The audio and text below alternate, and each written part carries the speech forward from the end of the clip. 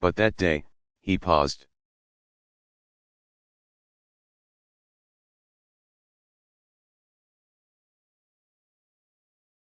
He feared any unwelcome attention he might attract to himself and his children.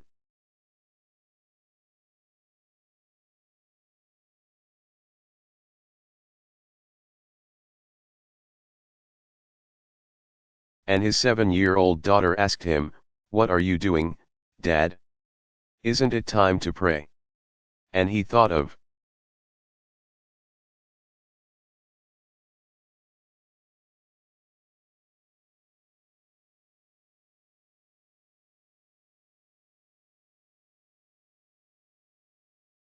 all the times he had told her the story of the day that Dr. Martin Luther King, Jr., and Rabbi Robert Marx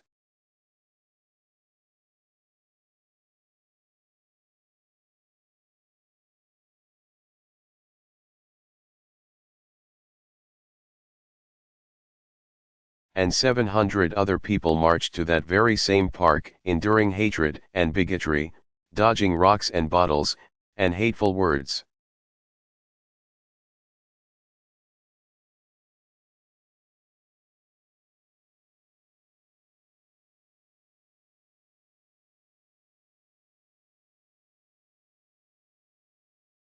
In order to challenge Chicago housing segregation, and to ask America to live up to our highest ideals.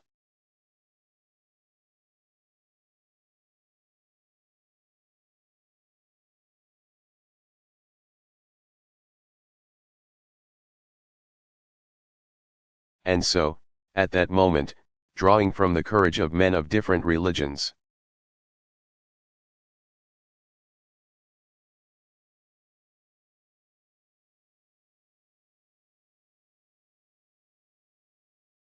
of a different time, Rami refused to teach his children to be afraid.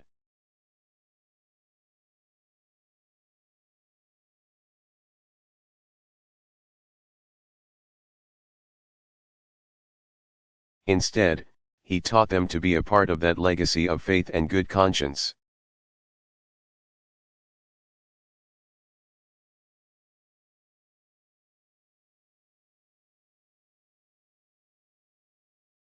I want them to understand that sometimes faith will be tested, he told me.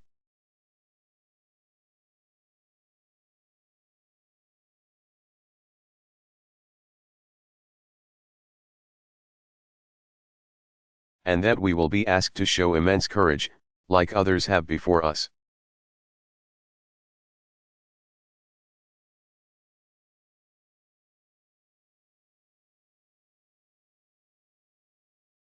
To make our city, our country, and our world a better reflection of all our ideals.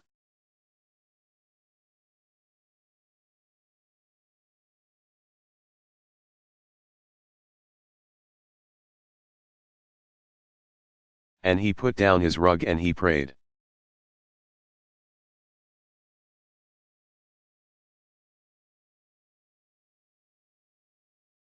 Now, those two stories, they give me courage and they give me hope.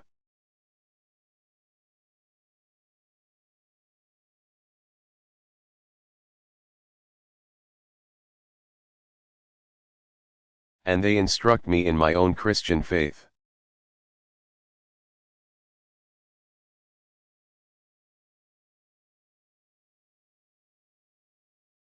I can't imagine a moment in which that young American sergeant expressed his Christianity more profoundly than when.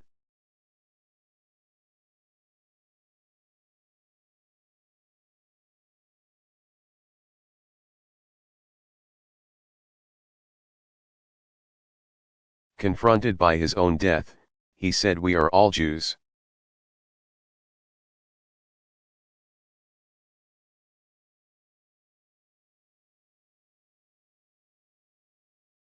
I can't imagine a clearer expression of Jesus's teachings.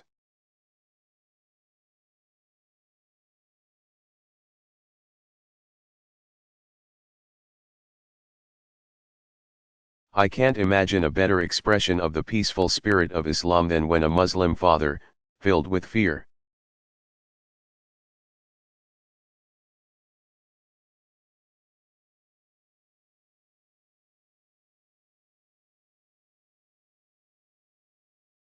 drew from the example of a Baptist preacher and a Jewish rabbi to teach his children what God demands.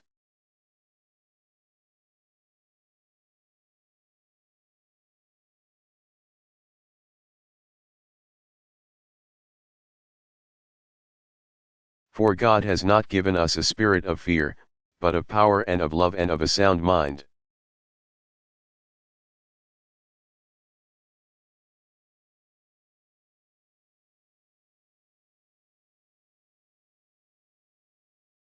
I pray that by His grace, we all find the courage to set such examples in our own lives.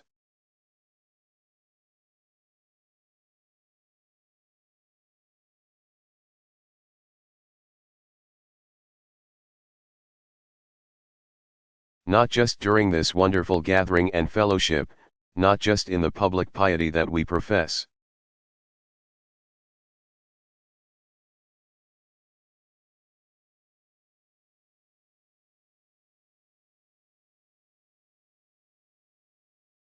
But in those smaller moments when it's difficult, when we're challenged.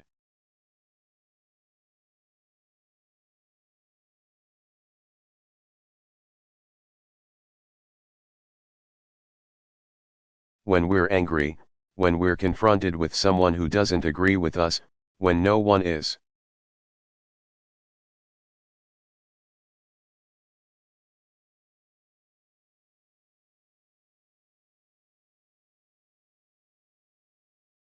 Watching.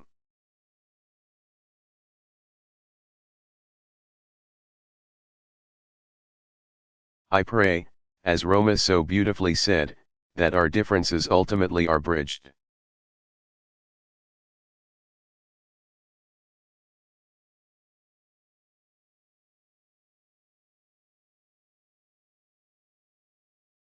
That the God that is in each of us comes together, and we don't divide.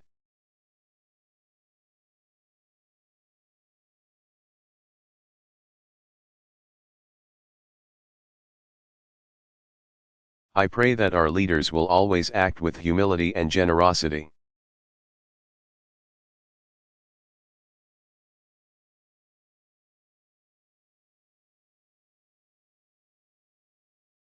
I pray that my failings are forgiven.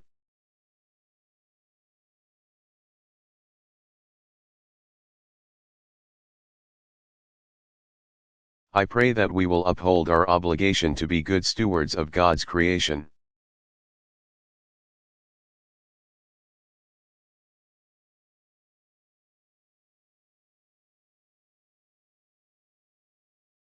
This beautiful planet.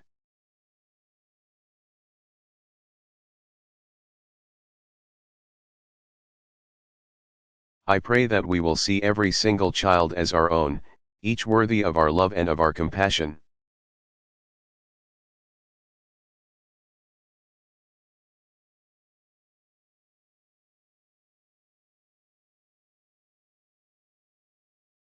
And I pray we answer Scripture's call to lift up the vulnerable.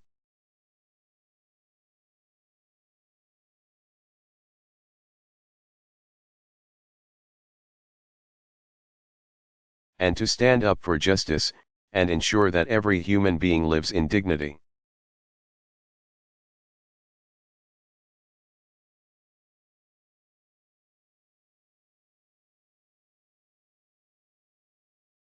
That's my prayer for this breakfast, and for this country, in the years to come.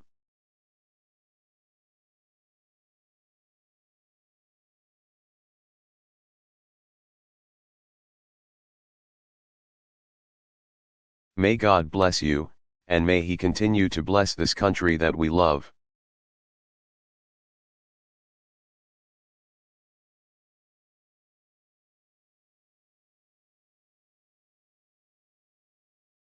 Barack Obama.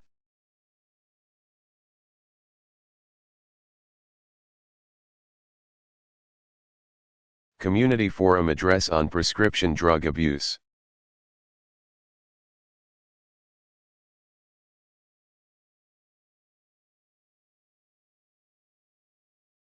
Delivered October 21, 2015, East End Family Community Center, Charleston, WV.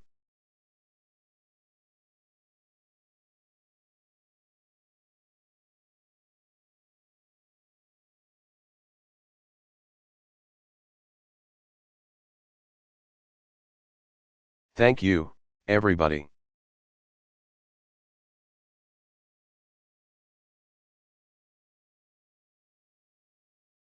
Everybody, please have a seat. Have a seat. Thank you so much. Well, hello, West Virginia.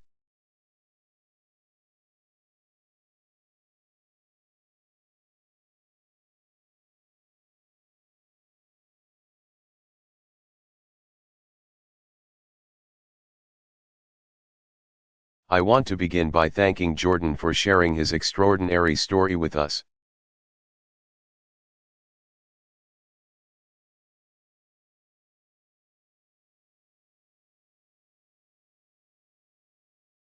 Jordan is living proof that, when it comes to substance abuse, treatment, and recovery,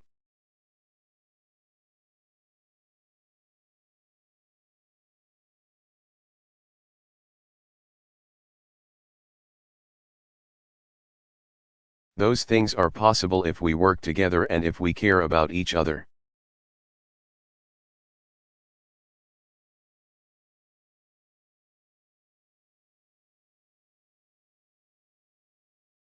And that's what we're here to talk about today.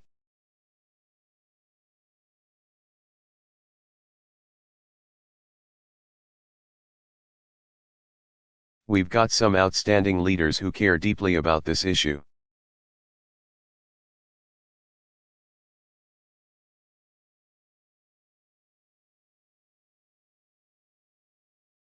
I want to thank your governor, Earl Ray Tomblin, for being here.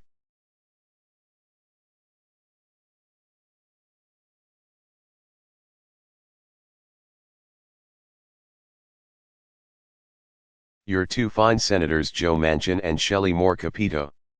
And Charleston Mayor.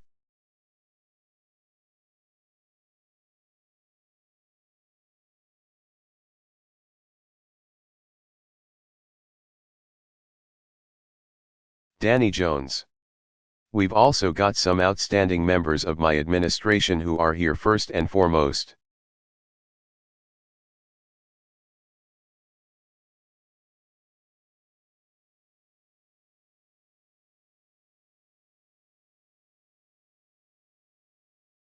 Our proud daughter of West Virginia, HHS Secretary Sylvia Burwell.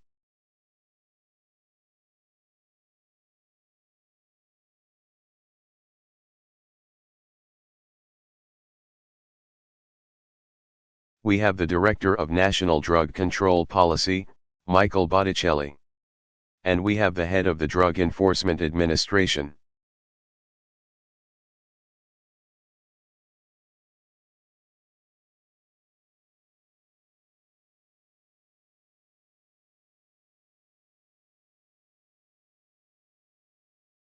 Chuck Rosenberg. Where's Chuck? He's around here somewhere.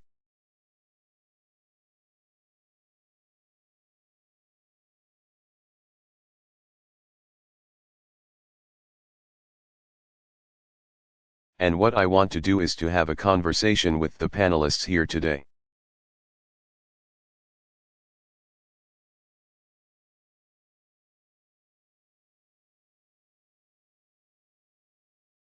Take some questions because this is something that is not a top-down solution type of problem alone.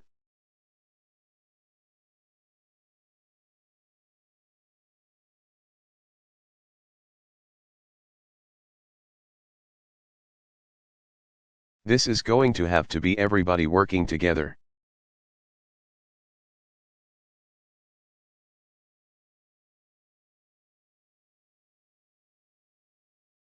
And we've got to understand what families are going through, what law enforcement is going through.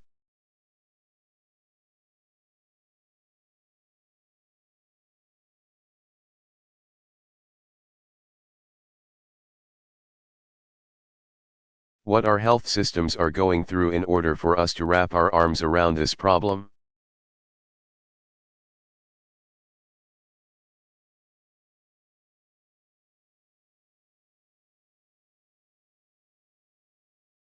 So instead of giving a long speech, I just want to offer some initial thoughts to frame our discussion.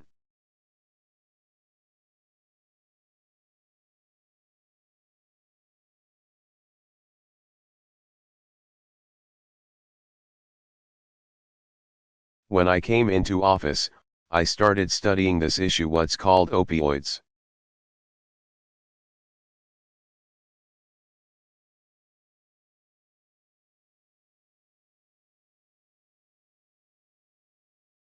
And I was stunned by the statistics. More Americans now die every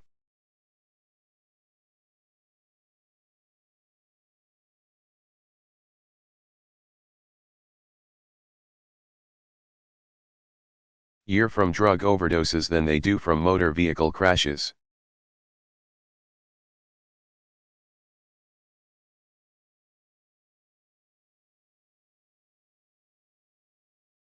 More than they do from car accidents.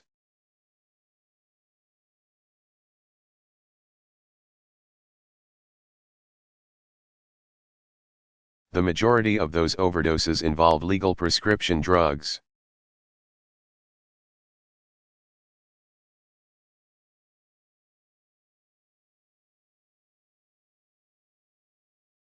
In 2013 alone, overdoses from prescription pain medications killed more than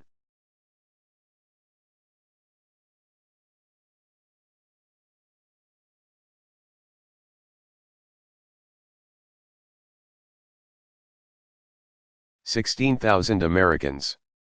1 year. I don't have to tell you, this is a terrible toll.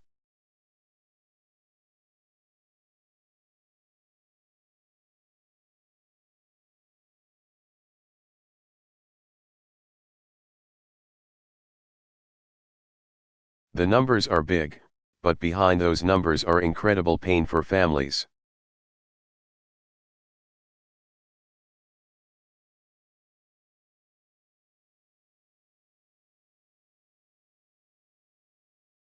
And West Virginia understands this better than anybody because this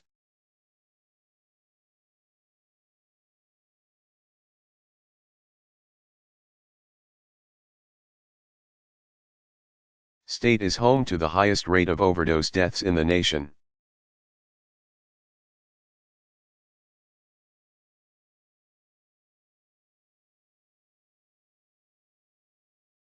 Now, addiction is not new.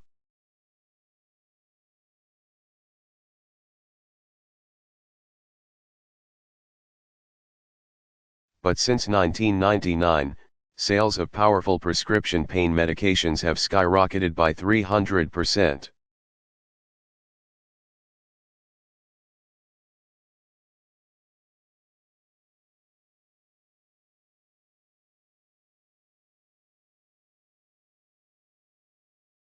In 2012, 259 million prescriptions were written for these drugs.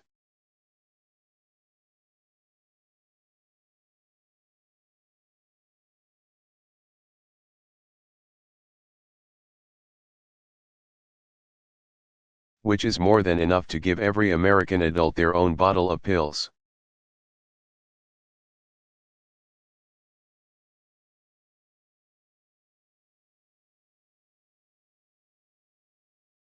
And as their use has increased, so has the misuse.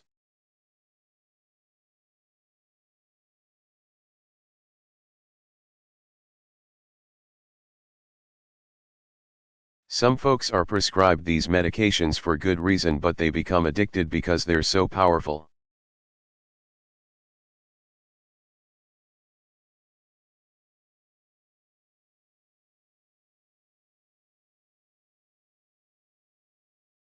At the same time, we've seen a dramatic rise in the use of heroin.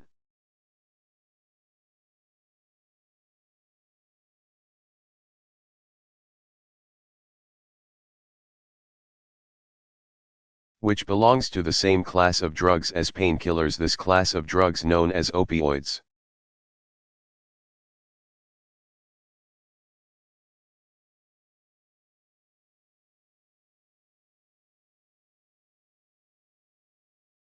In fact, 4 in 5 heroin users, new heroin users, started out by misusing prescription drugs.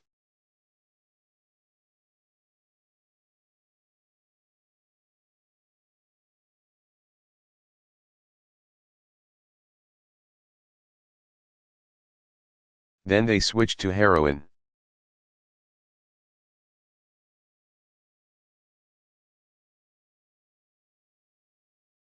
So this really is a gateway drug, that prescription drugs become a gateway to heroin.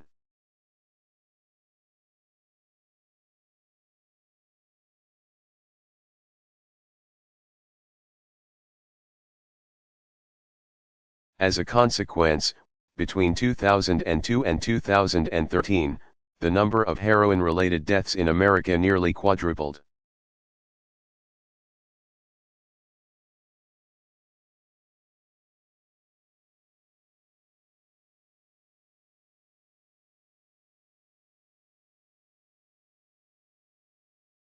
Although the number of heroin-related overdoses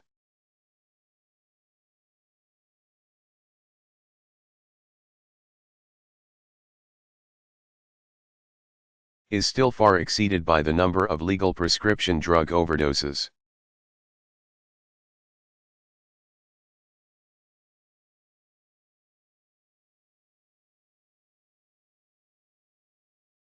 So this crisis is taking lives?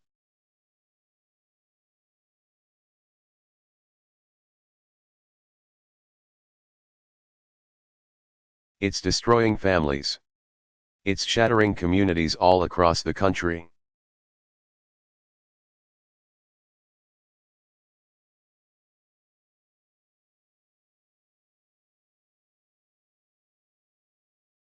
And that's the thing about substance abuse, it doesn't discriminate.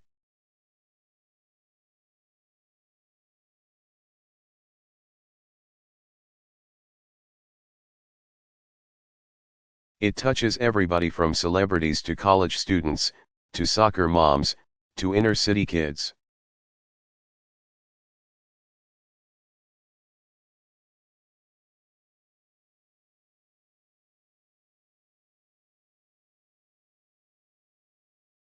White, black, Hispanic, young, old, rich, poor, urban, suburban, men and women.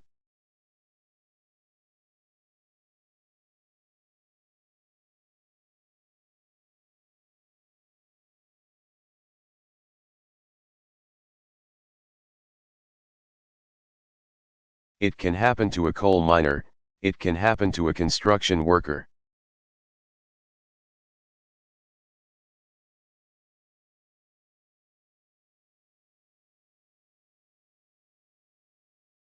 A cop who is taking a painkiller for a work-related injury.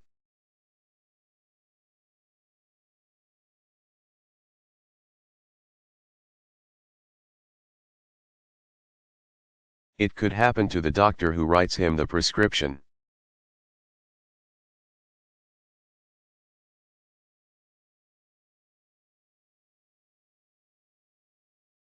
Now, one of the problems we have is too many families suffer in silence.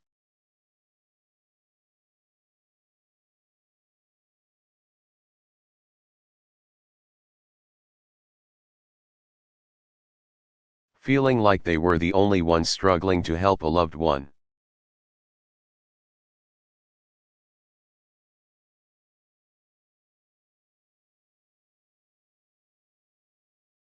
And let's face it, there's still fear and shame and stigma that too often surrounds.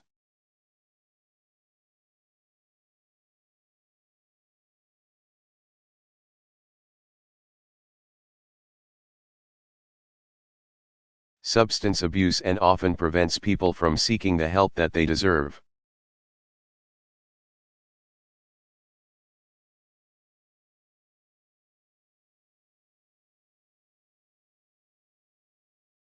Because when people loosely throw around words like junkie, nobody wants to be labeled in that way.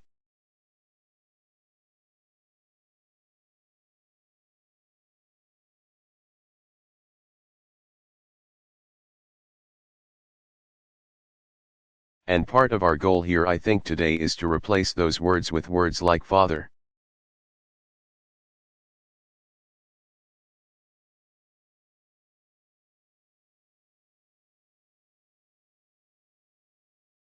Or daughter, or son, or friend, or sister.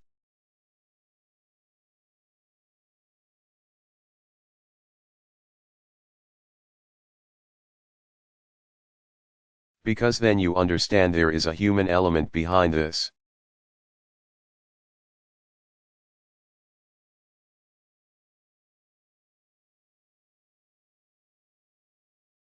This could happen to any of us in any of our families.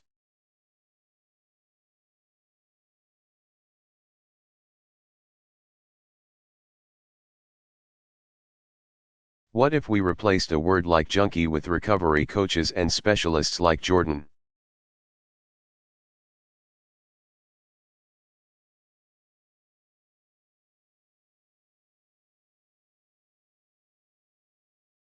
We can't fight this epidemic without eliminating stigma.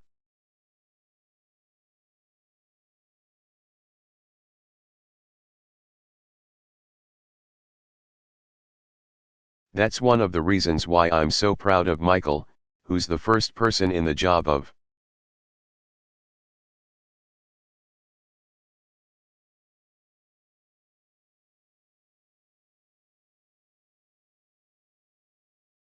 dealing with drugs in America, who actually knows what it's like to recover from an addiction.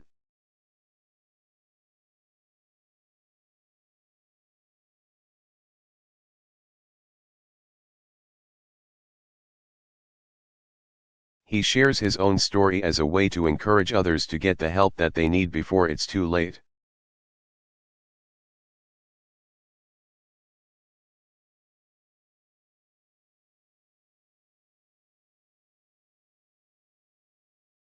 And I'm proud that there's some elected officials in the state who've told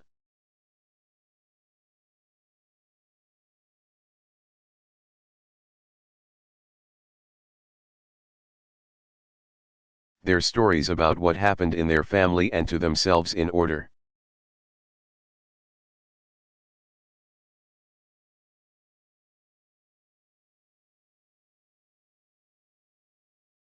For us to start lowering those attitudes that keep people from getting help.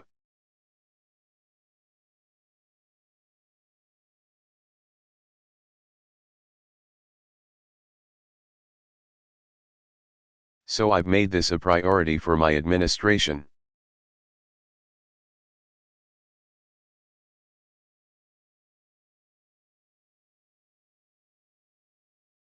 And we're not new to this. In 2010, we released our first national drug control strategy.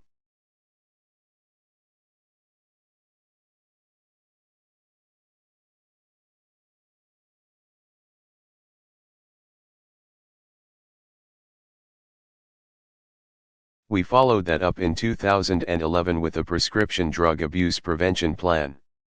We're implementing those plans.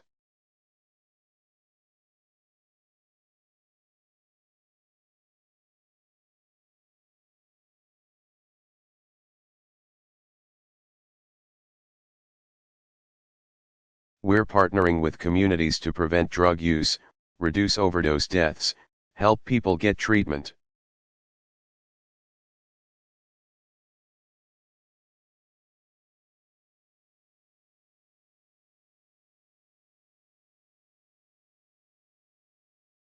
And under the Affordable Care Act, more health plans have to cover substance abuse disorders.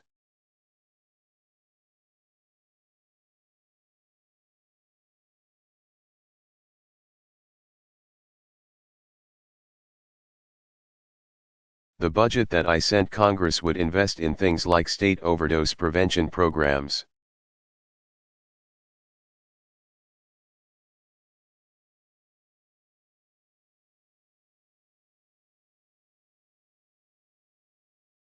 Preparing more first responders to save more lives, and expanding medication-assisted treatment programs.